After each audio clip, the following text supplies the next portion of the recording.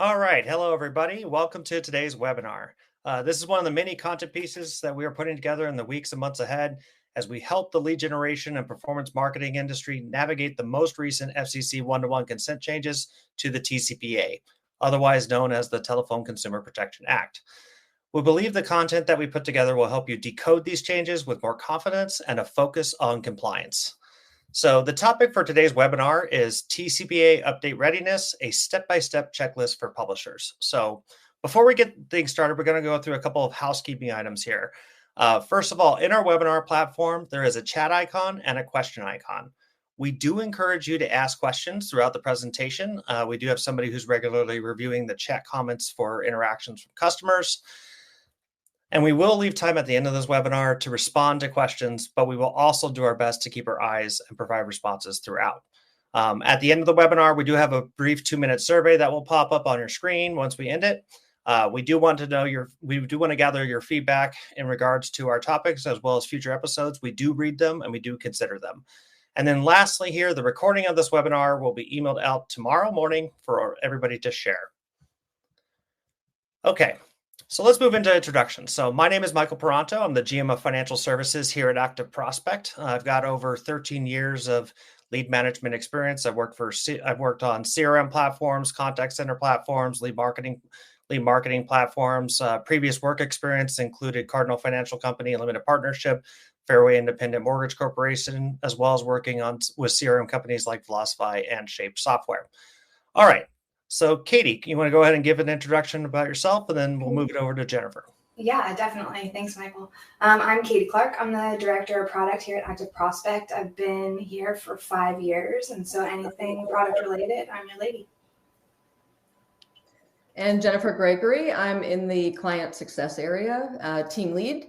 Been with ActiveProspect for about a little over 3 years. New to lead generation space, but not new to the space in whole. My background prior to coming to ActiveProspect has been with email marketing, so all familiar with changes, coming into Castle and GDPR when that was implemented. We're kind of navigating that same type of change now. Great. Thank you, Jennifer. I appreciate that. So to start things off here, we're just going to cover some critical dates. There's 2 that we're going to cover here. So the first one is obviously the January 27th date, which is the FCC's one-to-one consent update that is scheduled to go live in 5 days. Now, I know that there has been some discussions and chatter about the potential for this particular update to be delayed. There is an 11th Circuit Court case that's out there, as well as there's an executive order by the president stopping some rules from being implemented by the FCC.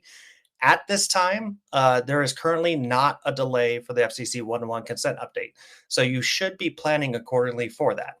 Now, with that in mind, there are 3 critical components to the FCC one-to-one consent update. Number 1 is there is a record-keeping requirement. So what does that mean? That means that now it used to be that the publishers were the ones that were responsible for having documented proof of consent for the customers that they were selling the goods and services to. Now the individuals who are actually selling the goods and services, which is in this case, if you're a publisher, your buyers, also have to have documented proof of consent available to them as a record-keeping requirement.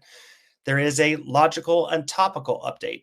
Now, this one is actually covered in the 11th Circuit Court case as well. But at a high level, what it means is just essentially that you cannot, if you are calling or texting a consumer using automated technology that's covered under the TCPA, you have to call them and sell them goods and services that were displayed to them on the site that they provided consent to.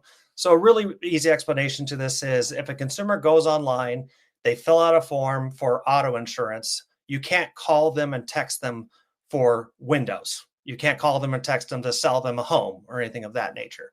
The third update is obviously the one-to-one consent update, which basically means that when a consumer goes online, that they have to explicitly provide consent for your business to call or text them.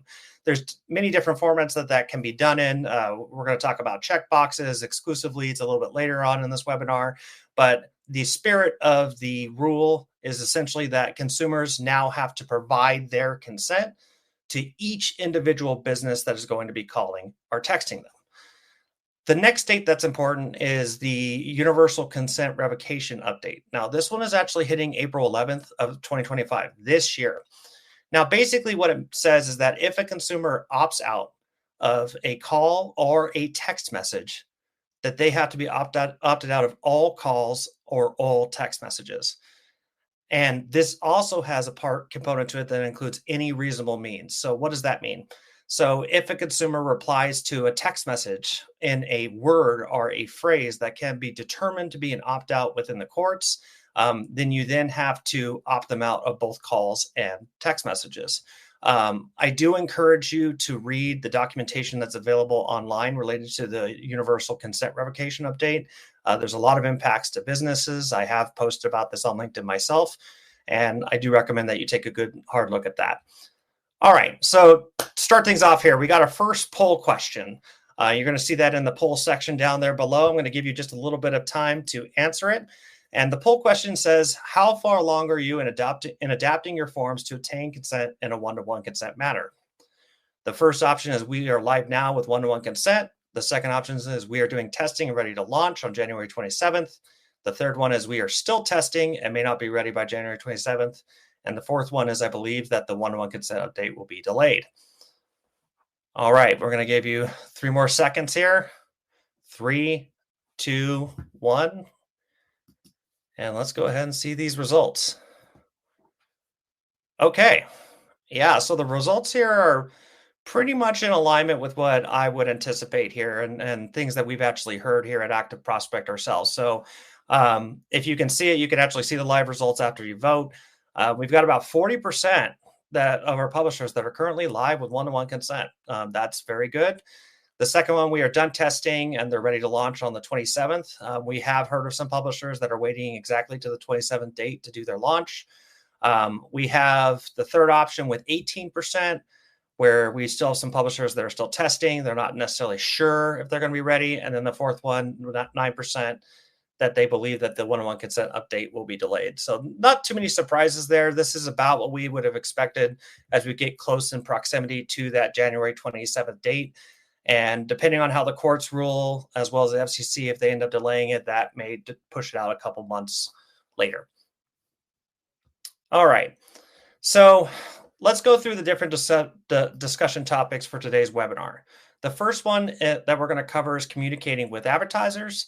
Then the second part is how to properly update your lead forms. And the third component is enabling TrustedForm Certify. So Jennifer, let's start this off with you. I'd like to get your feedback based on the poll results that were displayed. And also I'd like you to kick it off by talking about some of the things that our publishers should be communicating with their different buyers in the ecosystem. Okay. Yes, I think it's great to see that most of you on the call are either ready and live or ready to go live next week. I think that's fantastic. Working in client success, I get the pleasure of talking to many of our customers, and that's on both sides. I talk to publishers and I talk to the advertisers and the buyers. And with that, I know that the publishers, starting 6 to 8 months ago, were working on doing testing, with this one-to-one consent ruling, what changes were going to need to be made to the form. Didn't want to just roll those changes out. So they were doing testing to see how the changes that were made were going to impact conversions. So I know that they went through that process. Glad to see that most of you have done that. And, step one with the publishers, we want to make sure and just want to say communication is key through this process. You've changed your forms. You need to make sure that you're communicating with your buyers and your advertisers. Changes that you've made, you want to make sure that the lead form changes that you have made is what your buyers are expecting. That could impact a lot of things. Are they looking for exclusive leads only? Will they accept shared leads? Have that communication with your buyers. The changes that you made and that you've accepted on your side, make sure that they're in agreement on their side as well. You want to talk about the consent language that's displayed. They may have specific requirements, and make sure that the changes that you have made, your buyer also is in agreement with the changes that you did. Compliance is a big key here as well. You've had internal discussions within your teams, probably your legal counsel, to determine what you consider compliant. The buyers and advertisers are doing the same thing on their side. You may not be in agreement. Have those conversations. Make sure that what you consider compliant is what they consider compliant. All of these changes that you guys are discussing could lead to changes in things like lead price. What are they willing to pay for an exclusive lead versus a shared lead? How is that consent language going to be displayed? All of these are going to impact your contracts that you have with them. So make sure that everything that you discuss with your advertisers are clearly outlined in the agreements that you have with them. And another key component is dates. I know January 27th is right around the corner. Make sure that there's clear expectations with all of your buyers as to when the changes that you specifically discuss with them are going to be implemented. So I know from the poll that all of you, or most of you, many of you, are ready for the one-to-one consent.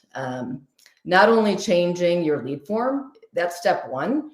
Step two, ActiveProspect offers a product TrustedForm Verify.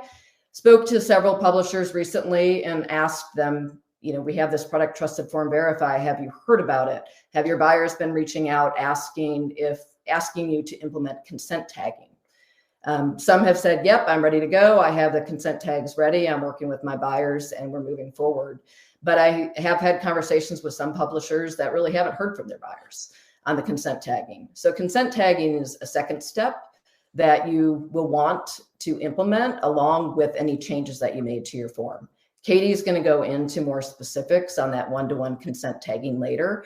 But you, as a publisher, you don't have to wait for your buyer and advertiser to reach out to you to implement these. These are general consent tags. They're not specific to your buyer's requirements. You could get those implemented now so that when your buyer does reach out to you, you're ready to go. That step one is done, checked off. When they reach out to you, you could say, yep, we're ready to go. So that next piece that you need from them is, what is their legal entity? Who is going to be making the calling? How does that need to be listed on the form? Make sure that you discuss that with your buyers and you know exactly how that needs to be listed. Make any changes to that on your form. Again, as I said in step one, communication is key. It doesn't stop there. Once you've made the changes to your form, you've updated the consent tagging to work with our product TrustedForm Verify. We don't just want to roll out and go live. You didn't do that when you were making changes to the form to see what worked best. And we want to do the same thing with the consent tags. Go ahead and send a test record to your buyer from their specific form. Send the lead data along with the TrustedForm certificate URL. Let them make a request to the TrustedForm Verify and make sure that the response is what's expected. Is the consent language detected properly? And is that one-to-one consent provided? Is the consent tagging set up properly? Is the name listed correctly? Again, I'm going to say it one more time, communication is key. You don't want to assume that all the changes that you made that your buyers are in agreement with. Have that conversation and make sure that any changes that are made, you have those discussions. So talked about that communication, and Michael's going to go a little bit more into some specifics, more on about lead form changes. Yeah. Thank you so much, Jennifer. Yeah. And, Jennifer, to your point, I really believe that, when I worked with my publishers in the past, I used to purchase 2,500 leads on a regular basis. I worked with many vendors. Communication is key to a successful relationship, especially with compliance topics. This one actually covers a multitude of items, including lead pricing, contracts, potentially even lead volumes as well. And these are all things that if you have a good communication channel with the different buyers that are within your network, you can get through this as smoothly as possible. Now, once you've gone through, you've gathered all these compliance requirements from your different buyers and advertisers within your network. Now you need to get to the point that you design your form. And we've seen in our experience, we've seen some publishers who've actually had to adopt two separate products of forms. We have had some where they have pre-check boxes. We have some where they have unchecked check boxes. We have some that have migrated just directly into exclusive offerings. Now, when you're designing your form, there's a couple of things that you do want to think about. Number one is where you're going to actually directly list those different advertisers and buyers on the form. So typically, if you look at a standard lead form today, before the update, you've got the lead form, you've got a disclosure, then a submit button. Moving forward in a one-to-one consent environment, it's going to be something along the lines of you've got the lead form, a list of entities that customer is going to provide their consent to, then disclosure, submit button. If you have some questions about, or at least some general standards that you should be following, you can actually utilize the REACH 2.0 standards. Those are available online. It's the Responsible Enterprise Against Consumer Harassment. They've posted a list of standards that are the gold standard when it comes to the configuration of your form and the design of it. Now, the second part that you're going to want to consider is that everywhere that you have a consumer providing their information and generating that lead, you're going to want to make sure that you've got technology available that can document and store that customer's proof of consent. Now, ActiveProspect, we have our TrustedForm product, including our verify and certify and retain. Those are tools that you can use to do that, but you want to make sure that all that ActiveProspect Trusted Forms is available on all those different forms that you have within your network. In addition to that, because of the one-to-one consent requirement, you want to make sure that you are passing that generated certificate to all of your advertisers and buyers for them to store it. You want to encourage them to store it. It's required by the regulation that's coming into place on the 27th. So you want to make sure that you do that. Now, some general suggestions from a disclosure component as well. Number one, you want to make sure that your disclosures remove any statements that give consent to multiple marketing partners or brands at the same time. So again, with the spirit of the one-to-one consent law, the consumer needs to explicitly consent to each individual entity. Number two, if for some reason you've experienced any sort of difficulty with creating the configuration of ActiveProspect on your forms, you can also reach out to our team and we can help you.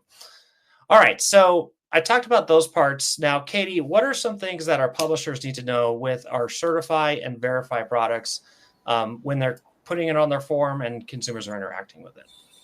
Yeah, really good question. Thanks for both of you going over all that stuff. I'm going to get into more of the AP side of the house, the ActiveProspect side of how you really implement consent-based marketing from the publisher's perspective. And so I'm going to give an overview of what that looks like. You heard Michael and Jennifer both talk about TrustedForm certificates.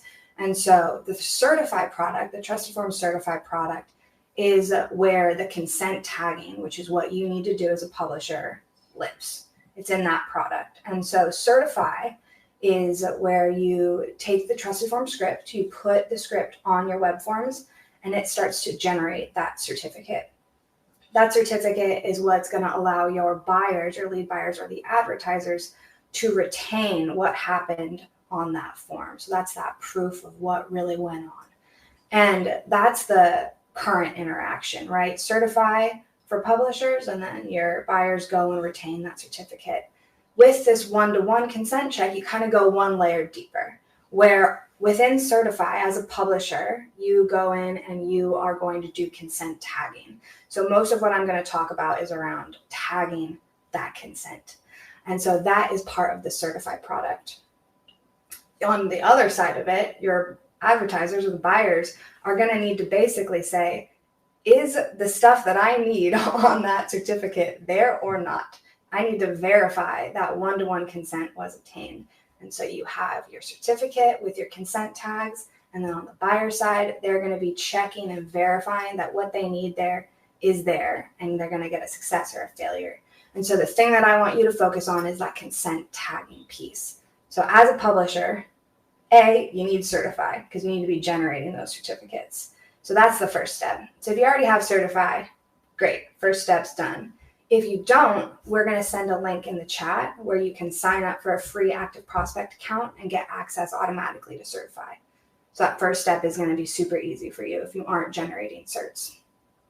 So that first step is really, do I have access to the thing that I need access to? Step one, always.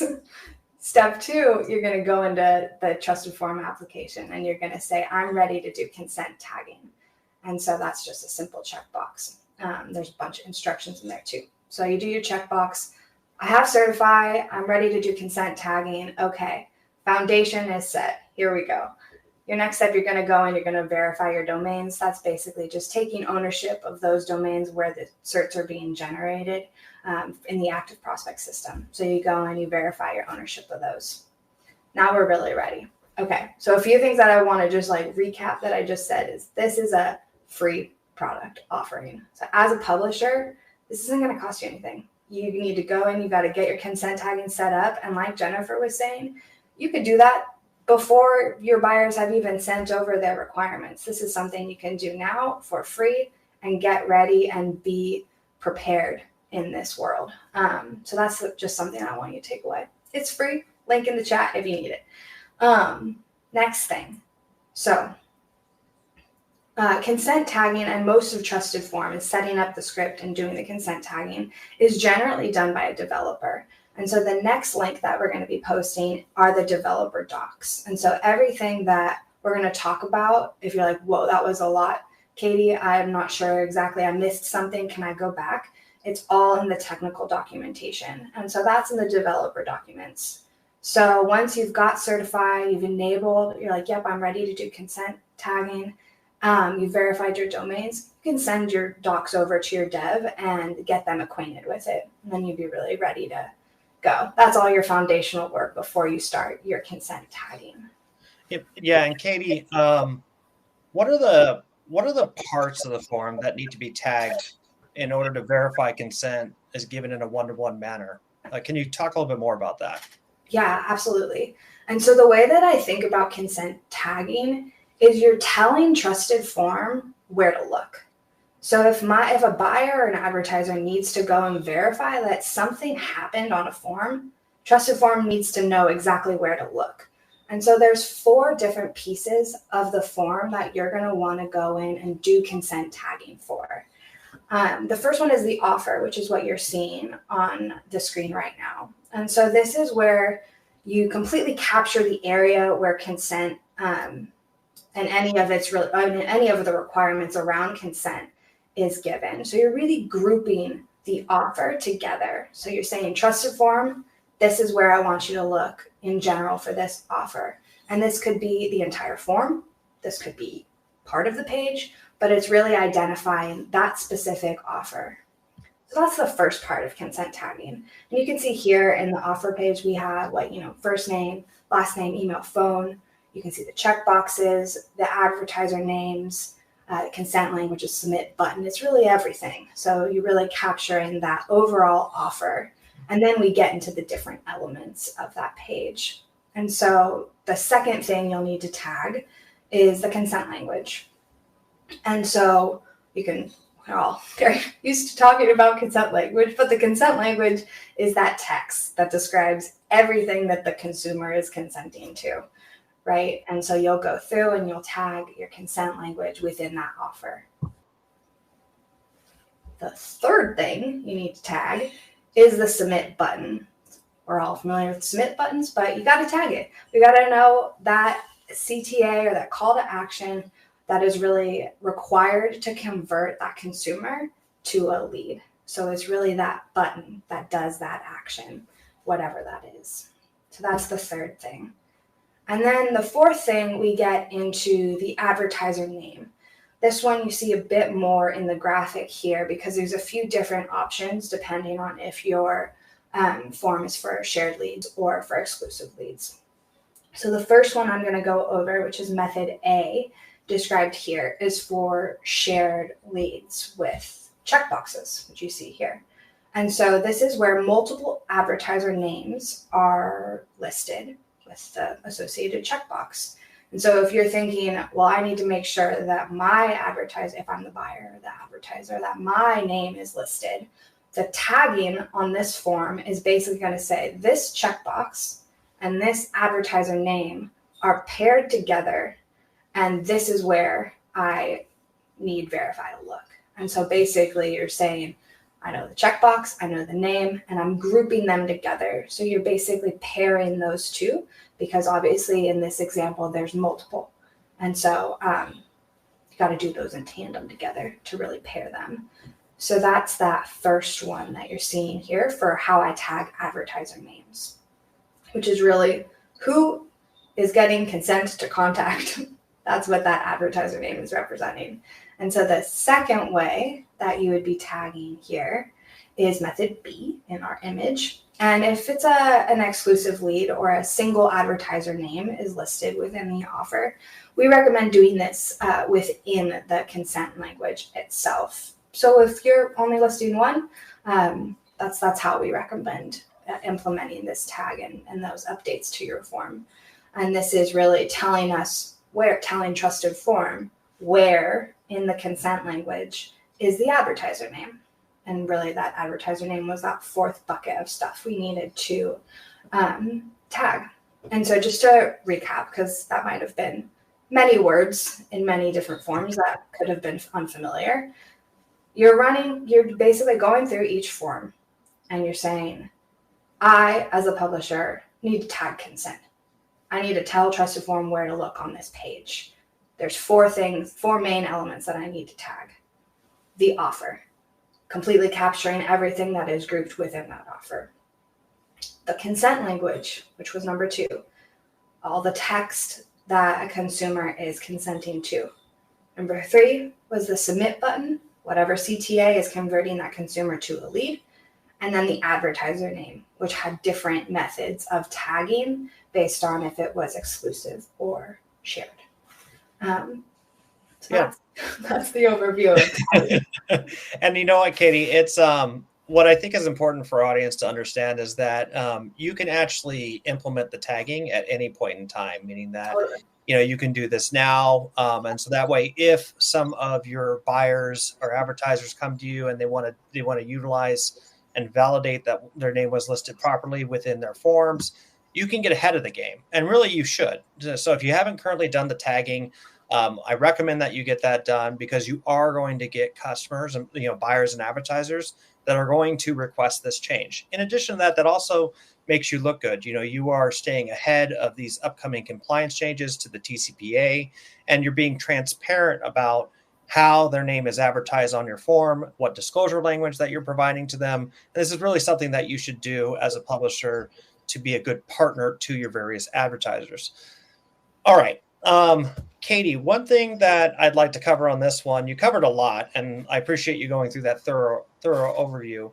How do we know if consent tagging is set up properly on a form? Are there things that our publisher should be aware of? What are some things that you could talk to for that?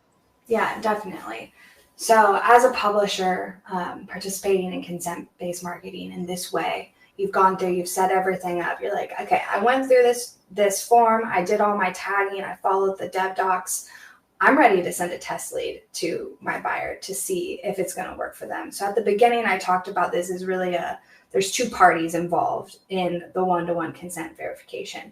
There's a publisher who owns the form, who generates their certificates and does the tagging.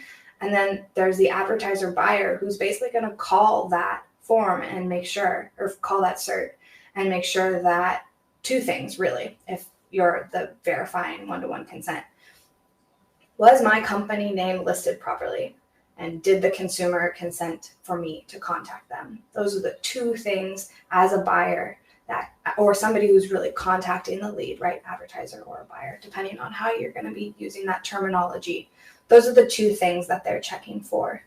And so what I would do if I was the publisher there, I'd go through the checking and I would send a test certificate or a test lead, right? You send a cert with the lead to my buyer and say, verify that this is working in the way that you think it should.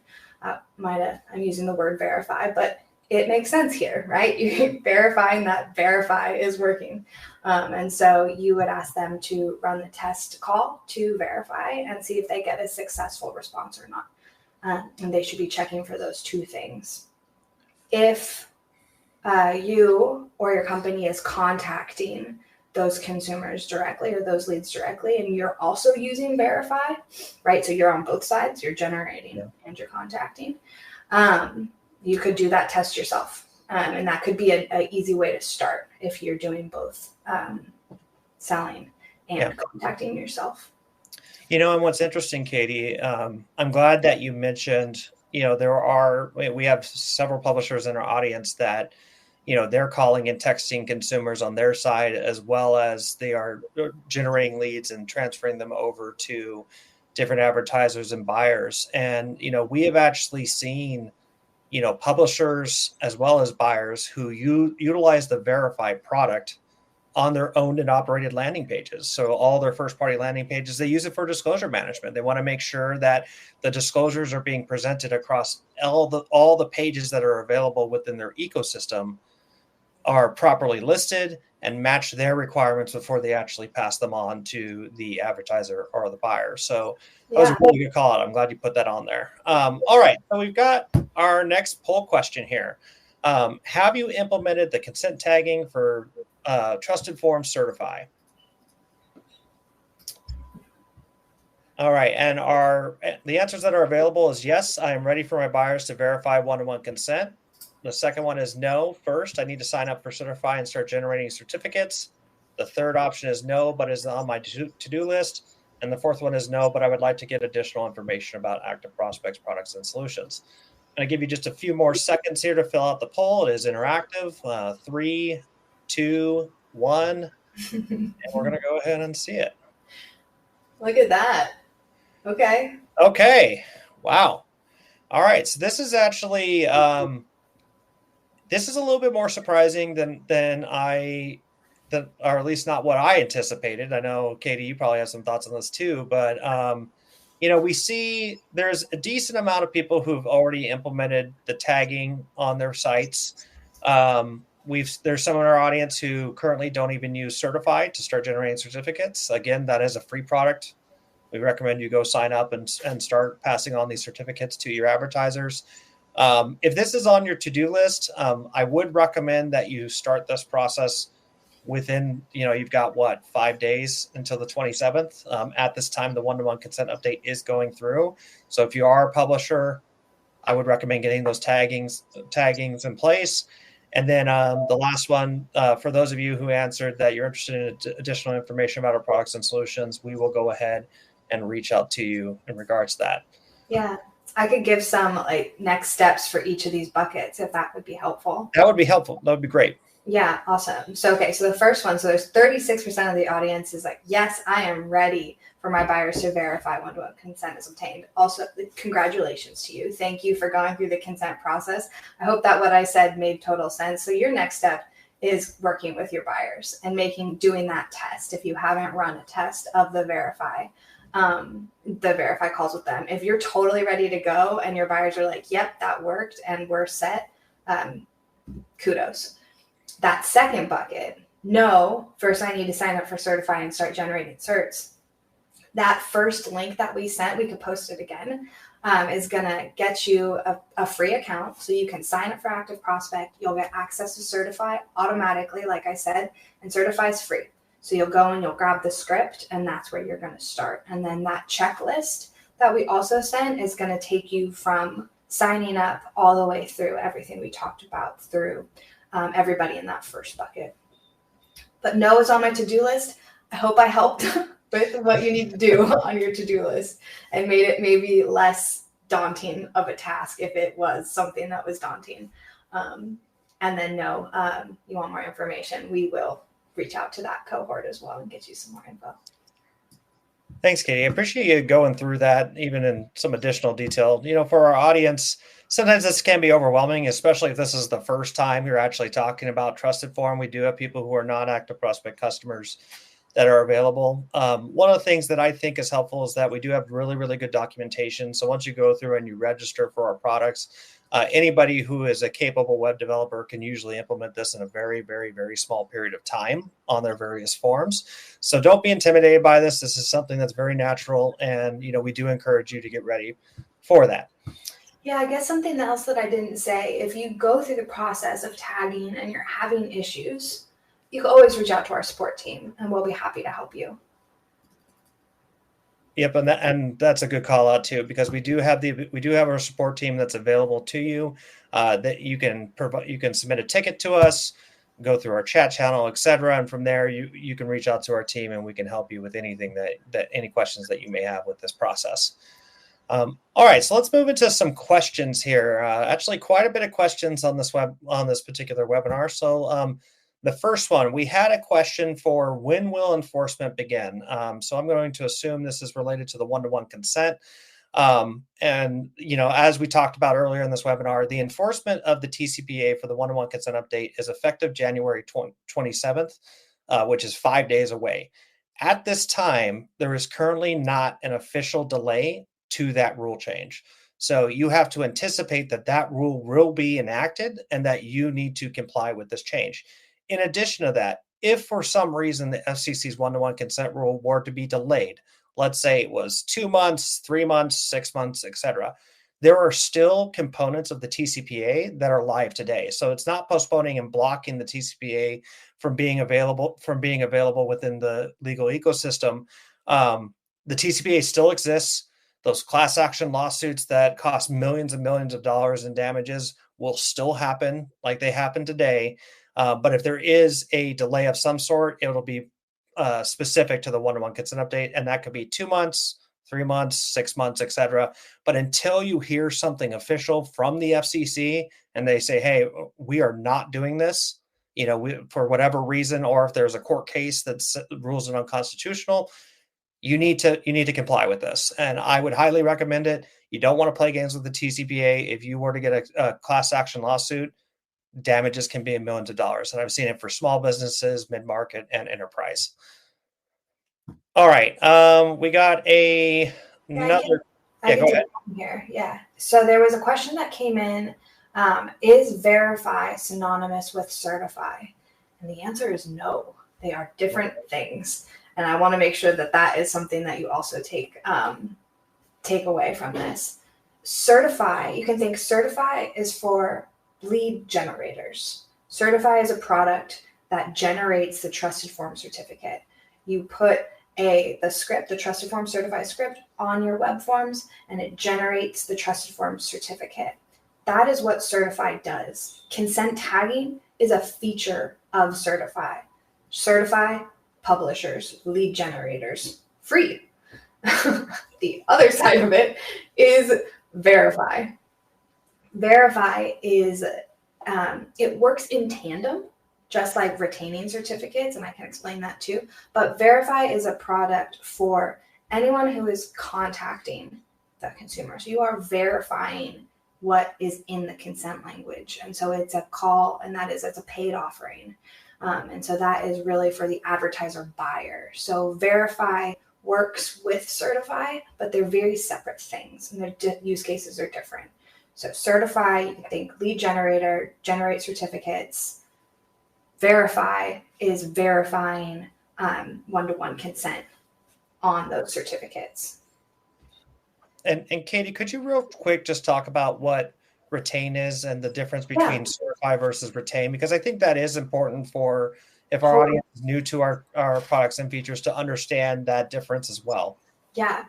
So I keep harping on the free part of Certify because it's really just generating the certificate. You have not stored and retained, which is why that name is retained that certificate to document what that certificate is showing you on the form until you actually have the action of retaining it. You can do that via auto retain, which is for your first party leads, or you can do it via the retain call via the API. So retaining is saying, I purchased this lead, I'm going to contact this lead, and I'm retaining the certificate. I'm going to store it. It is mine. I'm retaining it. So first somebody has to certify. Somebody has to generate the certificate wherever the lead is being generated. Certify, generating leads. Retain, actually I'll put verify second. Verify, I want to make sure that before I contact whoever is on that form, that I have verified that my name was on that form in a one-to-one manner. Verify. If I pass verify, I'm going to retain that certificate for proof and documentation of exactly what happened on that form, and we'll store that for 5 years. And so that's it's a sequence, right? Generating is certifying. Verifying is what I need, was consent obtained in a one-to-one manner. I'm going to verify that. And then I'm going to retain the certificate. So they're 3 separate things. I could keep talking about it, but and Katie, you mentioned that certify was a free offering. Retain and verify, those are both paid offerings. They are. That is correct. They're really taking action on those certificates. Yeah, and I think the important distinction there is that putting the tags on your form to identify where those advertisers are, that's free. That's totally free. That's stuff you can do today. That's just tagging that's available on your elements. But when you generate a certificate as a publisher and you pass it over to different advertisers and buyers, because they have a compliance requirement to have documentation and proof of consent on their side, they are paying to store that certificate as well as validate the information in that certificate. And that's where the payment comes through in this process. So I think it's just important to understand that distinction with it. And I'm glad, Katie, that you went through and clarified that for our audience. Michael, somebody did ask earlier, with adding that consent tagging, does that change the TrustedForm certificate in any way that they receive? Katie, is that something that you could answer? Like, as a TrustedForm certificate, I'm assuming the way that I interpret it is, if the consent tagging is done on the form, is there any change structurally to that TrustedForm certificate that they would see? You'll see the consent tagging on the certificate, I believe. Yeah, and the main thing is that when somebody is verifying one-to-one consent, if you are a buyer or an advertiser and you're purchasing leads from a publisher, this is an important compliance component for them. Like, they need to be able to know what disclosure language was present on that page, and they also need to know and validate that their business name was listed correctly. The way that this one-to-one consent rule reads, it's very clear that the consumer must provide express written consent to each business entity. And so part of what Verify is doing is allowing that buyer to say, okay, yeah, this thing meets my compliance requirements. Everything that we've talked to you about, Mr. Publisher, this meets everything that I need, and I'm good with it. And now I also have documentation of that available to me. All right. We got a question on here. I assume this is related to the universal revocation. So the question is, does an opt-out of text messages mean opting out of calls too? This one is an interesting question. I am going to answer it to the best of my ability. I'm not a lawyer, but I'll tell you just in the spirit of where we are today and what it will be after the April 11th, 2025 date. So today, under the current rules of the TCPA, there are certain organizations out there where their compliance department has determined that if a customer opts out of text messages, that it is explicit to that particular channel, and they can still call the customer until that customer requests not to be called again. That being said, even today, there are some interpretations from different legal teams that we've talked to, where if a consumer opts out of text, they believe that it actually applies to everything, texts and phone calls that are covered under the TCPA. The April 11th change basically says, hey, the ambiguity that was there before, that's gone. So if a consumer opts out of text messages, then they also are opting out of subsequent phone calls. If they opt out of a phone call, they say, hey, don't call me anymore, then they are also opting out of text messages. So that's an important call out with it. In addition to that, the April 11th rule says that a consumer can opt out using any reasonable means. So what does that mean? Well, as an example, if a customer replies to a text message with a phrase or a sentence that could be determined that customer is opting out of future communications, you need to say, okay, this customer is opting out, and not just out of text messages, but also on phone calls. All right, let's see if there's another one in here that we could pull. Yeah, I can hit some of the ones at the top. Okay, go ahead.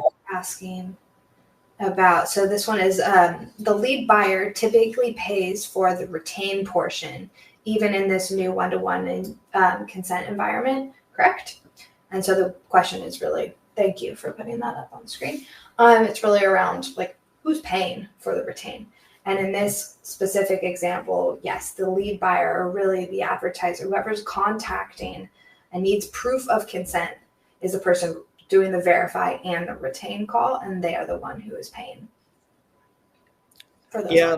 And I think, Katie, what's an important call out for that too is that, we actually encourage publishers to retain certificates as well.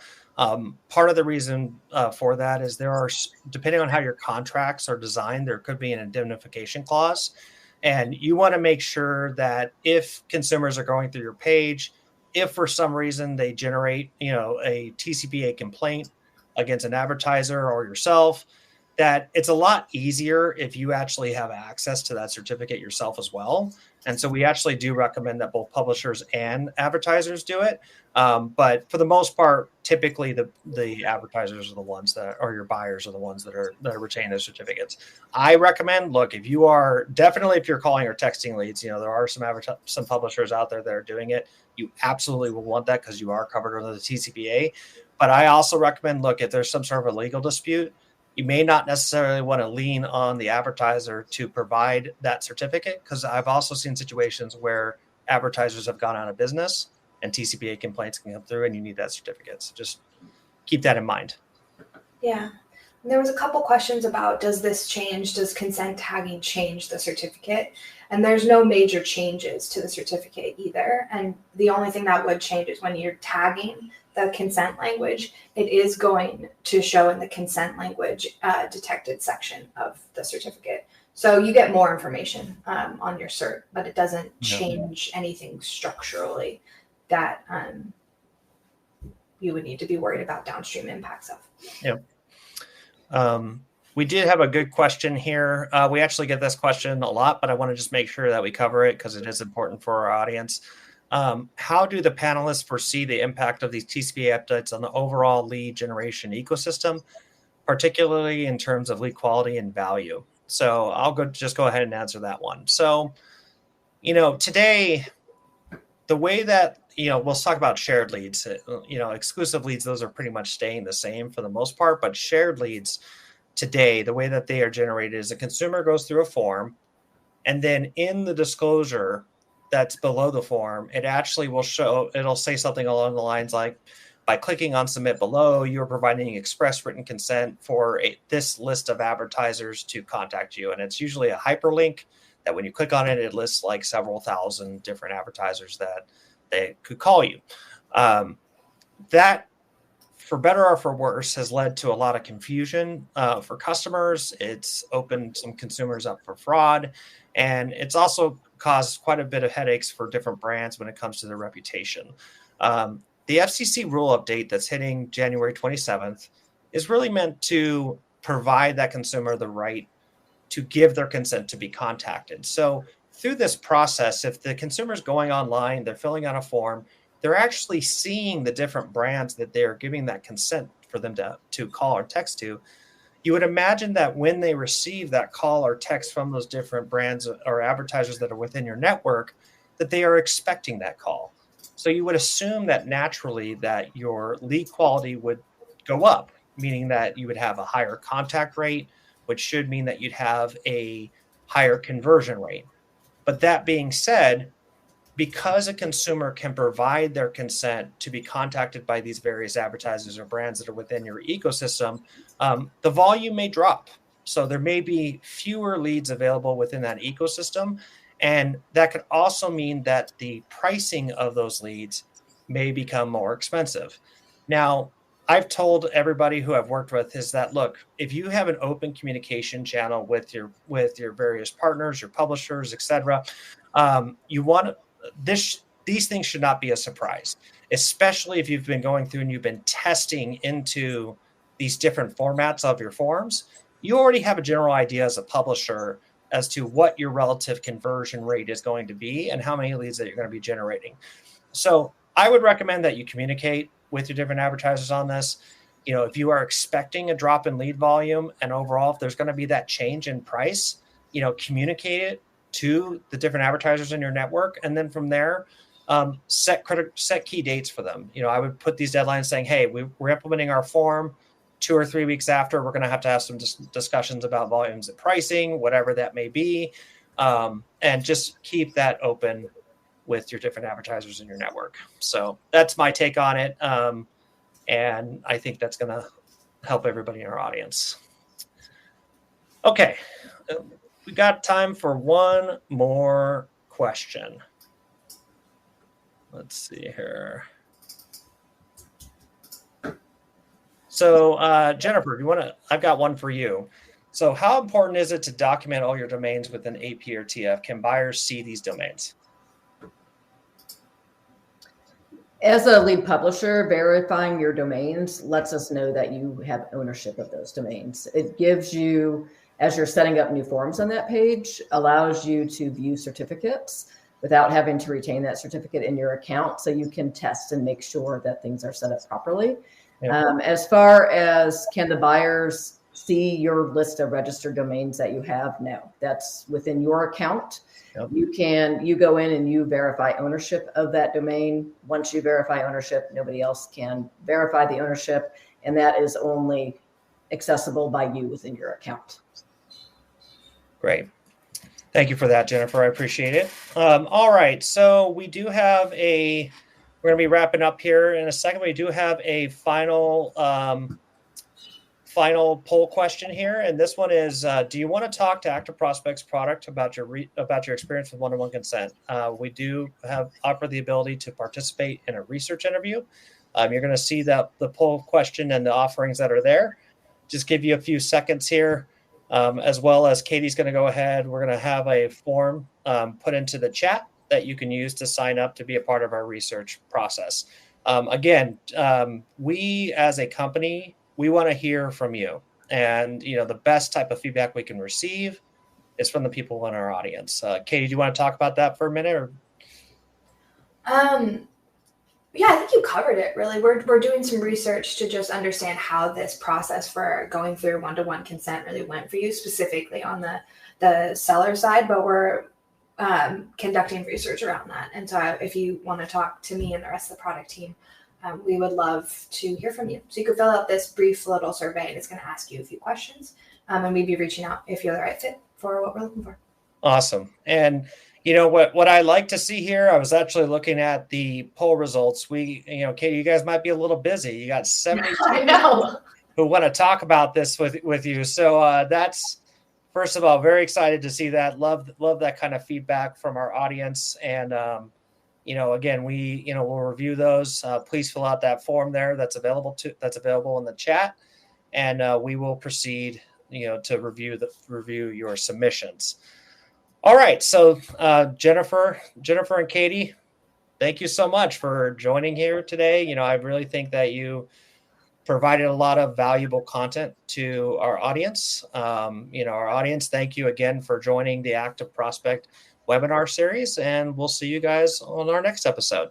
So you all have a good one, okay? Thanks for listening. Bye. Thank you.